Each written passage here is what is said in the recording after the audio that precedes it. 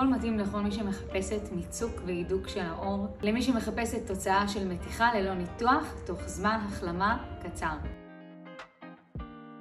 לא רק שאפשר, גם מומלץ, מהסיבה שלמורפאוס 8 יש טכנולוגיה מיוחדת שבה היא בעצם מותחת את העור ומעלימה את אותם צלקות וסימני מתיחה. חוזרים על הטיפול כל חודשיים בסדרה של 3 עד 5 טיפולים. כמובן שזה צריך להיות בהתאם למצב העור והמלצת הרופא שמטפל. אפשר לעשות את הטיפול בפנים, בצוואר, בברכיים, בישבן, בבטן.